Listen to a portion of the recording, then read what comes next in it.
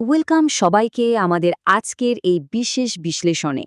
আজ আমরা এমন একটা ক্লাসিক গল্প নিয়ে কথা বলতে যাচ্ছি, যেটা আমরা অনেকে হয়তো ছোটবেলায় শুনেছি, কিন্তু আজ আমরা এটাকে একটু অন্য দৃষ্টিকোণ থেকে দেখব।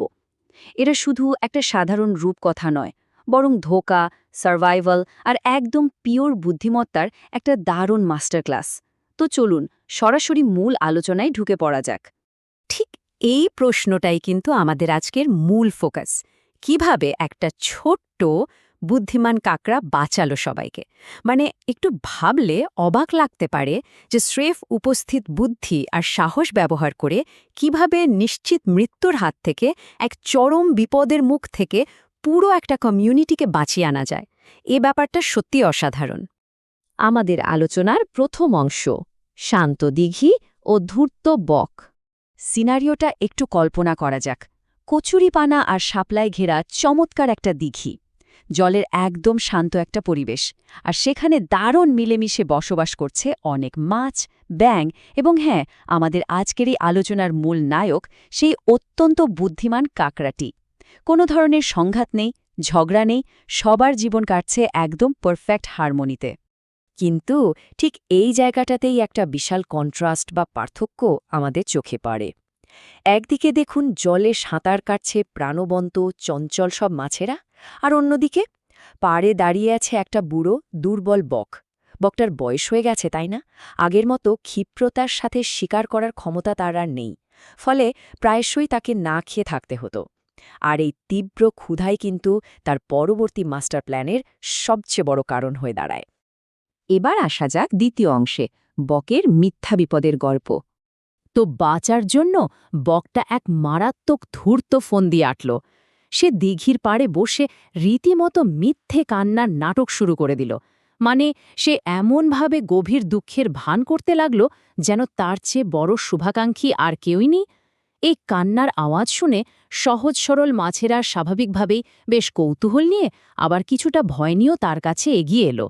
তারা তো অবাক, আরে বক আজ মাছ ধরছে না কেন, আর এত কাঁদছেই বা কেন? আর ঠিক তখনই বক একটা বিশাল দীর্ঘশ্বাস ফেলে এই ভয়ঙ্কর মিথ্যে কথাটা ডেলিভার করল। সে বলল, আমি এক জ্যোতিষীর কাছে শুনলাম আগামী ১২ বছর কোনো বৃষ্টি হবে না, এই দিঘি নাকি পুরো মরুভূমি হয়ে যাবে। একটু ভেবে দেখুন, বকের এই অভিনয়টা এতটাই নিখুঁত আর কনভিন্সিং ছিল যে সহজ সরল মাছেরা পুরোপুরি প্যানিক করে ফেলল।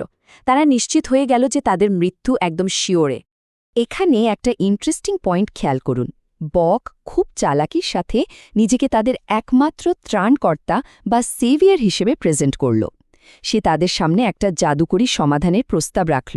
সে জানালো, দূরের পাহাড়ের পেছনে নাকি এমন এক জাদুকরী হ্রদ আছে যার জল কখনো শুকায় না। সে অফার দিল, প্রতিদিন সে কয়েকজনকে তার পিঠে করে সেই নিরাপদ আশ্রয় পৌঁছে দেবে, আর মাছেরা তারা বাঁচার তাগিদে এই চরম মিথ্যেটাকে একদম অন্ধভাবে বিশ্বাস করে বসল। আলোচনার তৃতীয় অংশ, বকের আসল রূপ। এখানে নিরীহ মাছগুলোর সাথে বকের চূড়ান্ত বিশ্বাসঘাতকতার আসল চেহারাটা আমরা দেখতে পাই। প্রতিশ্রুতিটা কি ছিল? একটা সুন্দর, কখনো না শুকানো সেফ হ্রদ, তাই তো? কিন্তু রিয়ালিটি বা বাস্তবতা ছিল সম্পূর্ণ ভিন্ন। দূরের একটা রুক্ষ পাথর, যার চারপাশে পড়ে আছে অগণিত মাছের হাড় আর কাটার স্তূপ, এটাই ছিল সেই তথাকথিত স্বর্গ। বক প্রতিদিন মাছতে নিয়ে গিয়ে ওই পাথরে বসে অত্যন্ত নির্মমভাবে তাদের খেয়ে ফেলত। সময়ের সাথে সাথে বকের এই লোভ কিভাবে আউট অফ কন্ট্রোল হয়ে গেল সেটাই টাইমলাইন থেকে খুব ক্লিয়ারলি বোঝা যায়। প্রথম দিন সে মাত্র গুটি কয়েক মাছ নিয়ে গেল। পঞ্চম দিন দেখা গেল সে অত্যন্ত রিল্যাক্সড মুডে পাথরের ওপর নিজের ভোজ উপভোগ করছে। আর দশম দিন তার লোভ এতটাই মারাত্মক পর্যায়ে চলে গেল যে তার হিতাহিতে জ্ঞান পুরোপুরি লোপ পেল। কোনোরকম বাধা ছাড়াই সে তার এই নিষ্ঠুর প্রতারণা দিনের পর দিন চালিয়ে যেতে থাকল। তো এভাবেই দিনের পর দিন এই ঘটনা চলতে থাকায় একটা সময় দিঘির মাছ প্রায় শেষ হয়ে এলো। আর ঠিক এই ক্রিটিক্যাল মোমেন্টেই আমাদের গল্পের মূল হিরো সিনারিওতে এন্ট্রি নিল। সেই বড় বুদ্ধিমান কাকড়াটি একেবারে স্বেচ্ছায় বকের সাথে যাওয়ার প্রস্তাব দিয়ে বসল। এই একটা মাত্র ডিসিশন বা পদক্ষেপ পুরো গল্পের ডাইনামিক্সটাই এক ধাক্কায় বদলে দেয়। কাকড়ার এই প্রস্তাব শুনে বকের মনের অবস্থাটা একবার চিন্তা করা যাক। সে তো মহা খুশি। সে মনে মনে ভাবল, রোজ রোজ ওই এক মাছ খেতে খেতে তো মুখ পচে গেছে, আজ দুপুরের লাঞ্চে বরং কাঁকড়ার মাংসটা একদম জমে যাবে। বকের এই ওভার কনফিডেন্স বা অতিরিক্ত আত্মবিশ্বাসী কিন্তু তার পতনের মূল কারণ হয়ে দাঁড়ায়। সে ঘুণাক্ষরেও টের পায়নি যে আজ সে কাকে নিজের পিঠে চড়াতে যাচ্ছে। এবার আমাদের চতুর্থ অংশ, সত্যের মুখোমুখি কাঁকড়া। তো বকের ঘাড়ে চেপে আমাদের কাঁকড়া উড়তে শুরু করল মেঘের অনেক ওপর দিয়ে। সে অধীর আগ্রহে ওয়েট করছিল সেই জাদুকরী সুন্দর হ্রদটা দেখার জন্য। ওই সাসপেন্সে ভরা মুহূর্তটার কথা একটু ইম্যাজিন করা যাক। শূন্যে ভাসমান অবস্থায় কাঁকড়া যখন ঠিক নিচে তাকানোর প্রস্তুতি নিচ্ছে, ঠিক তখনই একটা ভয়ঙ্কর সত্য তার সামনে উন্মোচিত হতে চলেছে। আর ঠিক সেই মুহূর্তেই আসল নির্মম সত্যটা সামনে চলে এলো। নিচে কোনো হ্রদের চিহ্নমাত্র ছিল না, ছিল শুধু বিশাল একটা রুক্ষ পাথর আর তার চারপাশে ছড়িয়ে ছিটিয়ে থাকা অসংখ্য সাদা মাছের হাড় আর কাঁটার স্তূপ। কাঁকড়া এক সেকেন্ডেই বুঝে গেল যে সে কি মারাত্মক একটা ট্র্যাপে পড়েছে। বকের এই মাস্টারমাইন্ড লেভেলের প্রতারণা দেখে কাঁকড়া ওই মুহূর্তে কতটা শকড হয়েছিল তা সত্যি বলে বোঝানো কঠিন। কিন্তু আসল খেলাটা তো এখানেই। চলুন দেখি জীবনের এই চরম ঝুঁকির মুখে কাকড়া কিভাবে তার ব্রেনটাকে কাজে লাগালো। সে একদম স্টেপ বাই স্টেপ প্রসেসে এগিয়েছিল, যা প্রমাণ করে যে প্যানিক না করে মাথা ঠান্ডা রাখা কতটা জরুরি। ধাপ ১, সে মুহূর্তের মধ্যেই পুরো প্রতারণাটা ডিকোড করে ফেলল। ধাপ ২ এবং সবচেয়ে ক্রুশিয়াল পয়েন্ট, সে এক বিন্দুও আতঙ্কিত হল না। আর ধাপ ৩, সে সরাসরি বকের সবচেয়ে দুর্বল জায়গা মানে তার ঘাড়ে অ্যাটাক করার সিদ্ধান্ত নিল।